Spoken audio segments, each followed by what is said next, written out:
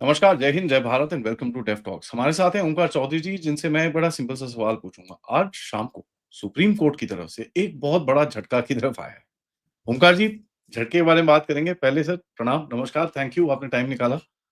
आपका बहुत धन्यवाद याद करने के लिए आदि जी। आपके दर्शकों को भी मेरा नमस्कार। जी, सर ये सुप्रीम कोर्ट की तरफ से जो आज एक झटका सा आया है, जहाँ पर बोला गया है कि भई आधार कार्ड नहीं है आपकी प्रूफ ऑफ आइडेंटिटी। और ये वही सुप्रीम कोर्ट है जो 2 हफ्ते पहले सवाल पूछ रहा था कि भई आप आधार कार्ड को ले लो ना यार, क्या कर रहे हो? ले लो ना, ले लो ना। मतलब लिटरली ऐसी बातें चली जा रही थी जहाँ पर आप कर लो ना, इतना क्या है, कोई फ़र्क नहीं पड़ता। दैट काइंड ऑफ उस तरह की भाषा से आज आके ये बोलना कि भई जो इलेक्शन कमीशन ऑफ इंडिया जो बोल रही है कि साहब बिल्कुल भी आधार का इससे कोई लेना-देना नहीं है। अब ये चीज़ कहाँ बैठती है सर आपके हिसाब में? ये हुआ क्या? देखिए, मुझे 7 साल पहले जो सुप्रीम कोर्ट ने व्यवस्थाएं दी थी, वो याद आ रही है। उसका लिंक मैंने अभी ढूंढ करके निकाला जब आपके शो में बैठ रहा था। और 7 साल पहले क्या कहा था सुप्रीम कोर्ट ने? उसका कहना ये था, निजी कंपनियां आधार कार्ड नहीं मांग सकती, मोबाइल बैंक खातों से आधार लिंक करना असंवैधानिक है, स्कूली दाखिले में आधार कार्ड अनिवार्य नहीं है, सीबीएसई, यूजीसी, नीट आधार को अनिवार्य नहीं बना सकते। इन्होंने कहा कि कहाँ जरूरी है।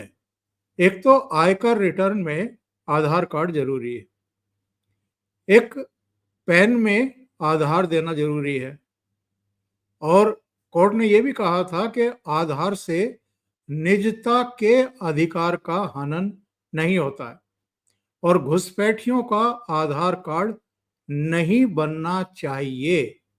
ये जो आखिरी पॉइंट है, इसी पर आते हैं।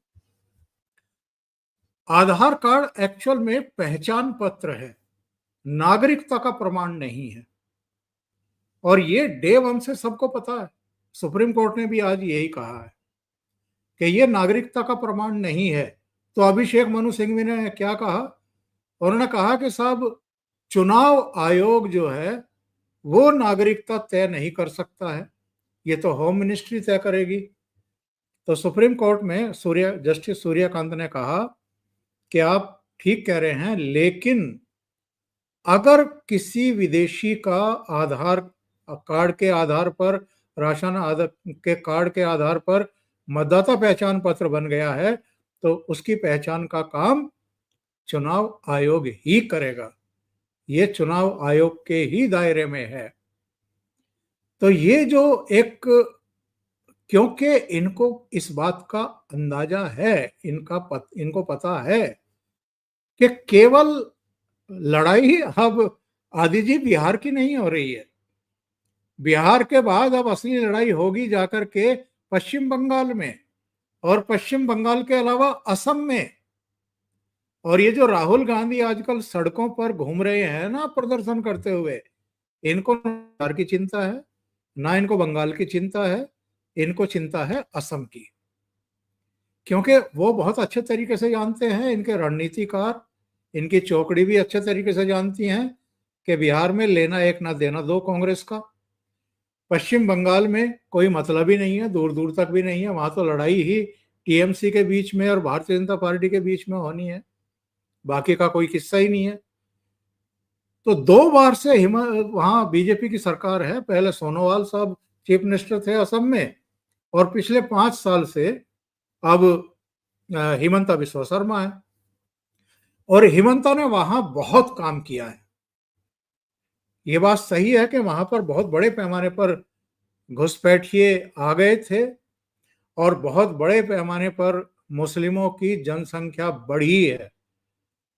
तो राहुल गांधी की नजर एक्चुअल में असम पे है कि असम में भी यही सारी कवायद हो गई जो बिहार में हो रही है, तो फिर हमारा तो तीसरी बार भी, जैसे हरियाणा में हम नहीं आ पाए, ऐसे ही असम में भी नहीं आ पाएंगे।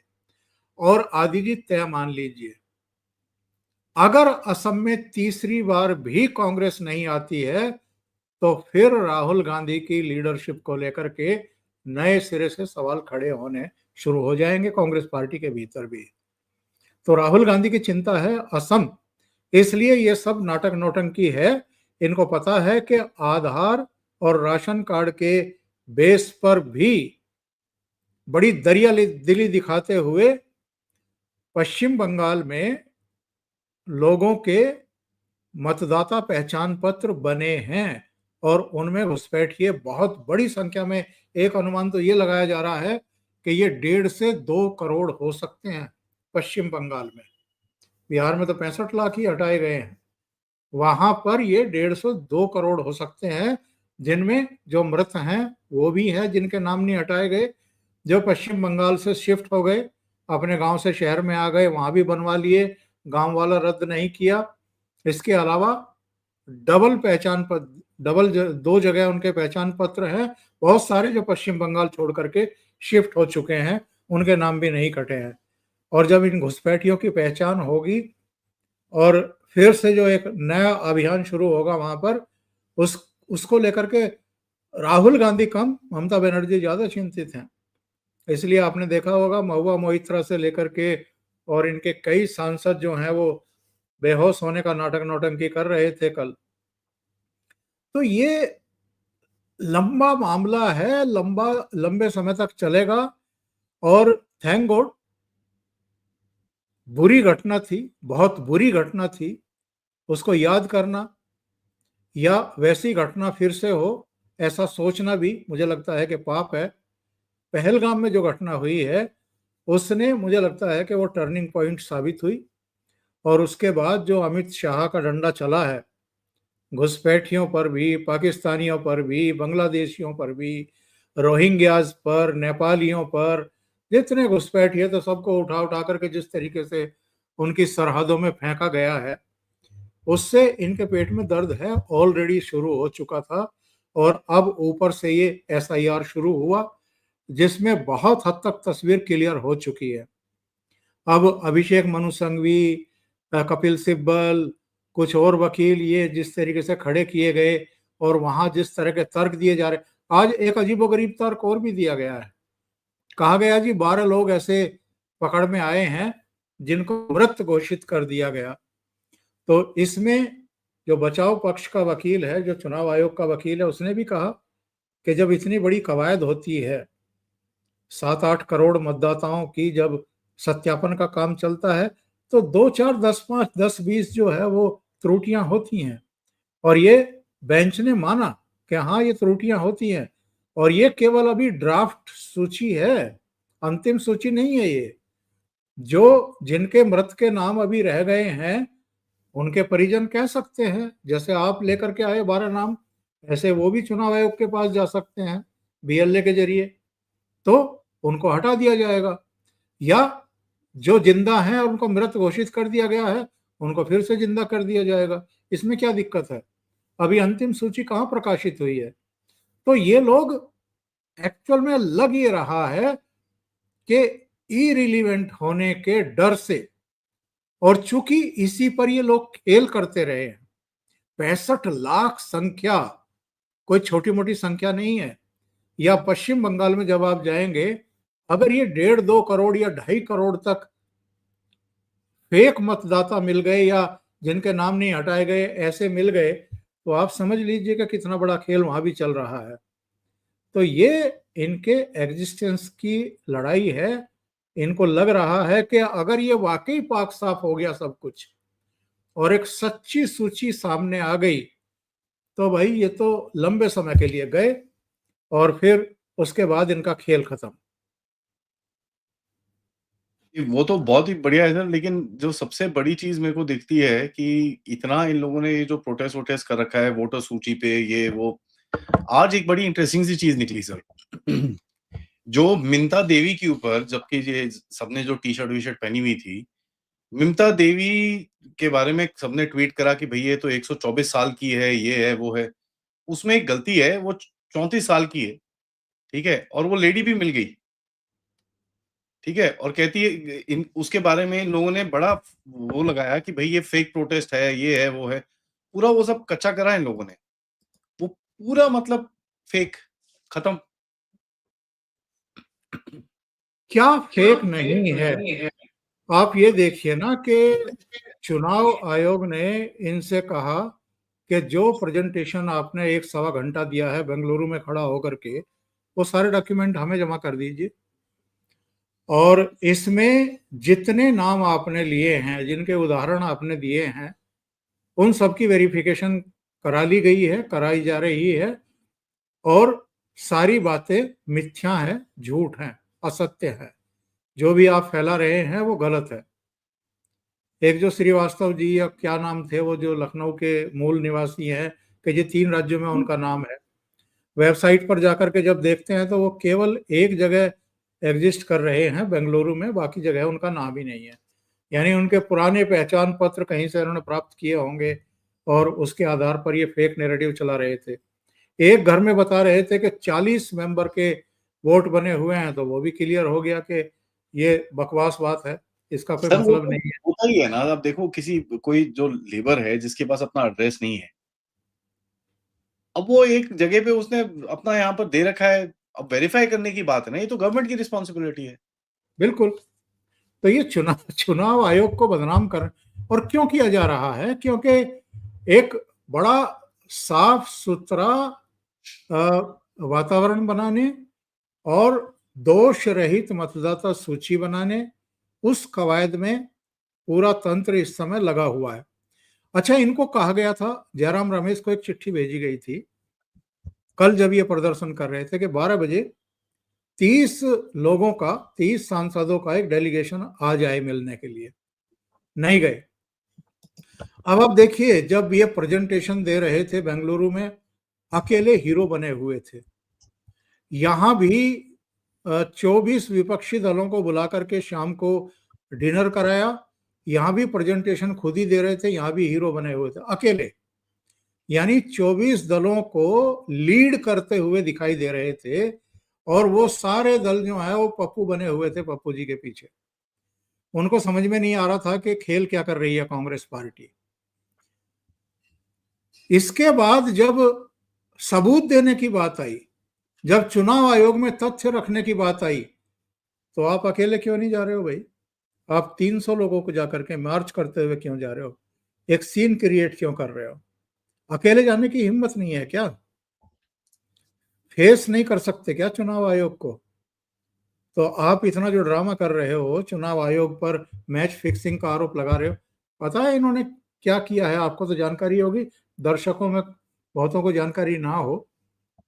इन्होंने देश की 13 भाषाओं में जो प्रकाशित होते हैं समाचार पत्र, 16 अखबारों में इन्होंने लेख लिखे कि मैच फिक्सिंग हो रही है चुनाव आयोग और भारतीय जनता पार्टी के बीच में। इसी तरह अपनी मम्मी से एक लेख लिखवाया इन्होंने, मतलब अपनी मम्मी के नाम से लेख छपवाया और अपने नाम से लेख छपवाया। वो लिखा किसने होगा, ये तो जांच का विषय है। अब ये हस्ताक्षर क्यों नहीं कर रहे, एफिडेविट दाखिल क्यों नहीं कर रहे, दस्तावेज क्यों नहीं प्रस्तुत कर रहे, आए बाएं साएं क्यों कर रहे हैं? क्योंकि मैं ये देख रहा था कि जन प्रतिनिधित्व अधिनियम 1950 की धारा 31 और जो बीएनएस बनी है, नई जो ये बनी है 2023, इसकी धारा 227, इन दोनों के तहत ये दंडनीय अपराध है अगर आपके दस्तावेज झूठे साबित हो जाए और आपको कारावास यानी आपको जेल हो जाएगी। तो वकीलों की तो फौज है ना इनके पास, विधि विशेषज्ञों की भी जानकारी रखने वालों की फौज है। उन्होंने कहा होगा कि ये हरकत कर मत देना, यानी एफिडेविट दे मत देना सिग्नेचर करके। तो इसलिए राहुल गांधी की समझ में आ रहा है कि फंस चुके हैं वो, अब ड्रामेबाजी कर रहे हैं। 3 राज्यों के सीईओ, हरियाणा, महाराष्ट्र, कर्नाटक, उन्होंने इनको नोटिस इशू किए हैं, प्रेम पत्र भेजे हैं कि आप जवाब दीजिए प्लीज। आपने महाराष्ट्र में भी कहा है कि फेक वोट के जरिए बीजेपी ने चुनाव जीता, आपने महाराष्ट्र के बारे में भी यही कहा है। आप कर्नाटक के महादेवपुरा का भी लेकर के चले आए। अच्छा, वहां पर जिस इनके मंत्री ने हिम्मत की है कहने की, राजन्ना के साहब, जब ये सत्यापन हो रहा था क्या हम सो रहे थे? तो उस समय हम क्यों नहीं बोले, या हमने वो ठीक क्यों नहीं कराई? और कांग्रेस की ही सरकार थी जब ये सब दुरुस्त की जा रही थी सूची, तो तब हम खामोश क्यों थे? उन पर प्रेशर ऊपर से डाला गया, बताया गया कि साहब आप मंत्री नहीं रह सकते। वो रेजिग्नेशन दे रहे थे। राहुल गांधी ने सिद्धारमैया से कहा कि इनको बर्खास्त करिए, और अब वो पार्टी में भी नहीं है, उनको बर्खास्त कर दिया गया। यानी जो सच बोलेगा और जो राहुल गांधी के झूठे नैरेटिव की पोल खोलेगा, वो पार्टी में भी नहीं रह सकता, मंत्री भी नहीं रह सकता। तो पार्टी के भीतर कितना लोकतंत्र है, संवैधानिक संस्थाओं का ये कितना सम्मान करते हैं, और जेब में लेकर के वो संविधान की किताब लेकर के चलते हैं, उसको हवा में लहराते हैं। तो इससे पता चलता है कि अभी कुछ समय पहले मैं एक प्रोग्राम कर रहा था भाऊ के साथ। उन्होंने कहा कि राहुल गांधी बन गए हैं फिदाइन। वो अपनी पार्टी को भी उड़ा रहे हैं, और जो उनके साथ खड़े हुए हैं वो उनको भी किसी लायक छोड़ेंगे नहीं। अब तो देश को चिंता ये होनी चाहिए कि इस देश में विपक्ष नाम की चीज बचेगी या नहीं बचेगी, क्योंकि जो इनके साथ खड़ा होगा ये उसे भी उड़ा देंगे। सर एक आखिरी सवाल मैं पूछूंगा इसके ऊपर। अभी आज पार्लियामेंट में क्या हुआ सर? देखिए पार्लियामेंट में ये लोग आए, वहां पर हंगामा करा, पेपर को फाड़े, चेयर की तरफ फेंक दिया, उसमें भी डांट पड़ी इन सबको। तो ये तो मतलब एकदम कुछ मेरे को दिखता नहीं, बस कुछ हल्ला करो, और पार्लियामेंट अब हो गया जी 18 तारीख तक बंद। तो इनका वो भी जो एक एक पूरा था, पर्चा था कि भई हम कुछ करेंगे, वो भी खत्म हो गया, क्योंकि पार्लियामेंट अगर 18 तारीख तक बंद है, तो आपको भी पता है सर, जितने वो बड़े-बड़े लोग हैं, वो आज शाम को जहाज़ों में बैठ के सब वापस चले जाएँगे, ठीक है? ये जितनी प्रोटेस्ट रैली है, उसमें लोग कम हो जाएँगे, वैसे ही 20-50 हैं, वो भी कम हो जाएँगे। तो ये इनका क्या प्लान आगे दिखता है आपको? क्योंकि नहीं, एक जो डर है सड़क के ऊपर, तब तब तक तो आप ये प्रदर्शन भी स्थगित रहेगा ना। हाँ, तब तक तो ये, और इस बीच तो प्रधानमंत्री का लाल किले से भाषण भी होना है, और वो किस किस को नापेंगे इस बार भाषण में, ये देखना बड़ा दिलचस्प होगा। उसमें अमेरिका से लेकर के, ट्रंप से लेकर के, और जो विपक्ष है, और जो एक साजिश रची जा रही है उनकी सरकार को अस्थिर करने की या भारत पर अटैक करने की, मुझे लगता है कि इस बार मोदी जी शायद बोलेंगे। शायद मैं इसलिए कह रहा हूं कि उनके बारे में विश्वास के साथ कुछ कहा नहीं जा सकता। एक बात हमने नोट की है, आपने नोट की है, कि डोनाल्ड ट्रंप ने राष्ट्रपति पुतिन तक को पागल कहा इस बीच। उन्होंने फ्रांस के राष्ट्रपति का नाम लेकर के उनके बारे में भी अभद्र टिप्पणियां की। दुनिया के कई देशों के राष्ट्र प्रमुखों के बारे में वो इस तरह की टिप्पणी कर चुके हैं, लेकिन अभी तक मोदी जी का नाम नहीं उन्होंने लिया। उन्होंने भारत का नाम जरूर लिया है, लेकिन मोदी जी पर डायरेक्ट अटैक अभी तक उन्होंने किया नहीं। तो दोनों के बीच में अभी थोड़ी सी पर्दादारी, थोड़ा सा लिहाज है। हाँ, ईगो फाइट लग रही है, तो ये ज्यादा है। तो अब देखना ये होगा कि 15 अगस्त को मोदी जी क्या करते हैं। अब जो आपका सवाल है वो, कि ये जो हा हुल्ला करते हैं, ये जो माहौल बनाने की कोशिश कर रहे हैं, जिस तरफ ये पूरे सिस्टम को ले जाने की कोशिश कर रहे हैं, जो परसेप्शन क्रिएट करने की कोशिश कर रहे हैं, तो आदि जी हम सब जानते हैं 2015 असहिष्णुता, देश में असहिष्णुता बढ़ रही है, इनटॉलरेंस बढ़ रही है, जिस पर एक प्रोग्राम में अनुपम खेर फट पड़े थे, और उसमें कोई जस्टिस बैठे हुए थे जिन्होंने कुछ टिप्पणी कर दी थी, वो बड़ा वायरल हुआ था। 2016 में इन्होंने कहा था कि ये नोटबंदी, ये डी मोनेटाइजेशन इसलिए किया गया ताकि अडानी को फायदा पहुंचाया जा सके। 2017 में इन्होंने कहा कि जो सर्जिकल स्ट्राइक की गई है ये फेक है, इसका सबूत चाहिए हमें। 2018 में इन्होंने कहा कि साहब राफेल डील तो मोदी जी अंबानी को, अपने मित्र अनिल अंबानी की जेब में 30,000 करोड़ डालने के लिए कर रहे हैं। चौकीदार चोर है कभी नारा उछाला था इन्होंने, और उस पर तो खैर गलत बयानी पर जो इन्होंने बाहर एक बार कह दिया था कि अब तो सुप्रीम कोर्ट ने भी मान लिया कि चौकीदार चोर है, उस पर इनको माफी मांगनी पड़ी थी।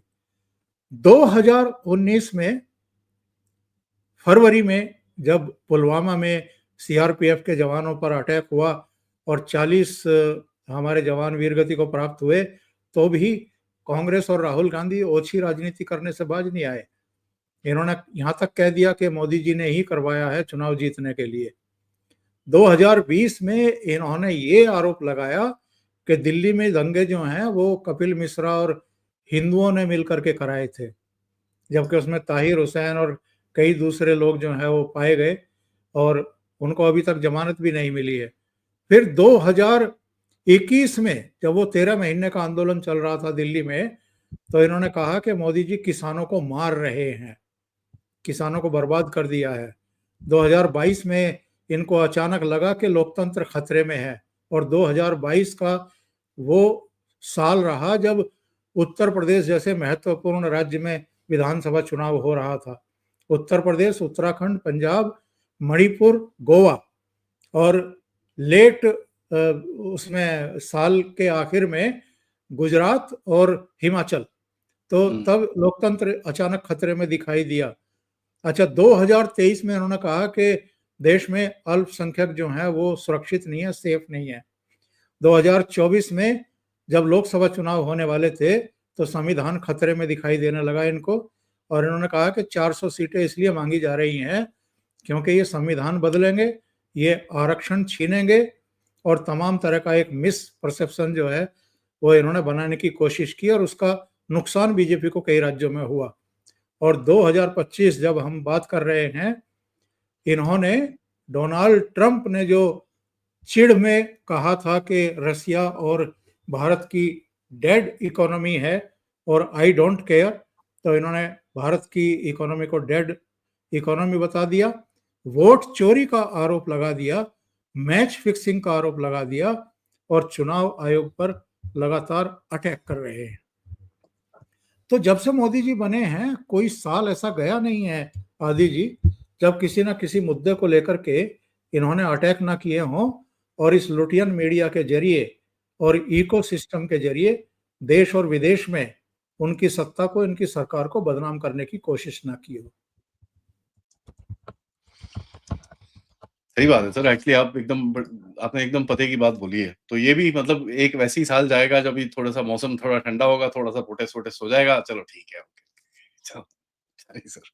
देखते हैं क्या करने की कोशिश करते हैं और कितने सक्सेसफुल होते हैं। थैंक यू सर, आपने अपना समय दिया। बहुत-बहुत धन्यवाद। आपका विश्लेषण बड़ा हमेशा सटीक रहता है और आपकी हमारी ऑडियंस को बड़ा पसंद आता है। ऑडियंस से थैंक यू। सबसे रिक्वेस्ट है, लाइक करिए, सब्सक्राइब करिए और चैनल को सपोर्ट ज़रूर करते रहिएगा। नमस्कार। नमस्कार।